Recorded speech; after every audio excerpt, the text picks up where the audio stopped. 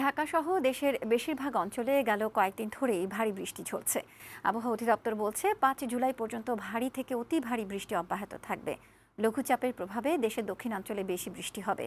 সমুদ্র বন্দরগুলোতে জারি রয়েছে ৩ নম্বর স্থানীয় সতর্ক সংকেত। ভারী ও অতি ভারী বৃষ্টির কারণে কোথাও কোথাও ভূমিধসের আশঙ্কার কথাও জানিয়েছে পূর্বাভাসে। বিস্তারিত জানাচ্ছেন ফাহিম মোনায়েম। দেশের আকাশে মৌসুমী বায়ু সক্রিয় ও উত্তর বঙ্গোপসাগরে প্রবল থাকায় গত দুদিন ধরেই দেশজুড়ে বেড়েছে বৃষ্টিপাত। ভ্যাপসা গরমের মাঝে বৃষ্টি রাজধানীর মানুষদের কিছুটা স্বস্তি দিলেও ভোগান্তিতে পড়ে শিক্ষার্থী ও অফিসগামী মানুষ। নগরীতে থেমে থেমে বৃষ্টি ঝরছে রোববার থেকে। আবহাওয়া অধিদপ্তর জানিয়েছে আগামী কয়েকদিন দেশের সব বিভাগে ভারী থেকে অতি ভারী বৃষ্টি হতে পারে। বৃষ্টির ধারাটা কখনো কখনো মুষলধারে হবে, কখনো কখনো থেমে থেমে বৃষ্টিপাত হবে।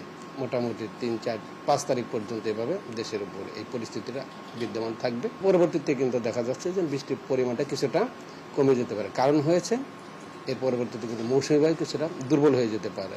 দুর্বলের দিকে গেলে কিন্তু বৃষ্টিপাতের প্রবণতা একটু কমে যাবে। টানা বৃষ্টি ও জোয়ারের পানিতে তলিয়ে গেছে বন্দর নগরী চট্টগ্রামের বিভিন্ন নিচু এলাকা। নগরীর কাতালগঞ্জ, চকবাজার, আগ্রাবাদ, বাকলিয়া সহ নিচু এলাকায় পানি জমে জলজটের সৃষ্টি হয়েছে। এতে ভোগান্তিতে পড়েছে কর্মজীবী মানুষ ও শিক্ষার্থীরা। ভারী বৃষ্টির কারণে চট্টগ্রাম ও সিলেট বিভাগের পাহাড়ি এলাকায় ভূমিধসের আশঙ্কা রয়েছে বলেও জানিয়েছে আবহাওয়া অফিস। চট্টগ্রাম বিভাগের যে পাহাড়ি অঞ্চলগুলো আছে এবং আমাদের যে উত্তর পূর্বের যে সিলেট বিভাগের যে টিলা বা পাহাড়ি অঞ্চলগুলো আছে সেই সব অঞ্চলে কিন্তু মাটি ভিজে যাচ্ছে ও নরম হয়ে যাচ্ছে কন্টিনিউয়াসলি বৃষ্টির প্রভাবে। সেজন্য কিন্তু ল্যান্ডস্লাইড যেটাকে আমরা বলি ভূমিধসের একটা সম্ভাবনা আছে।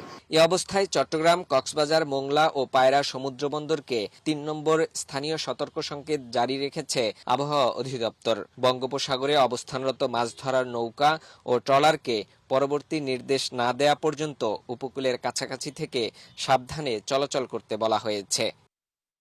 ফাহিম মোনায়েম, বৈশাখী সংবাদ, ঢাকা।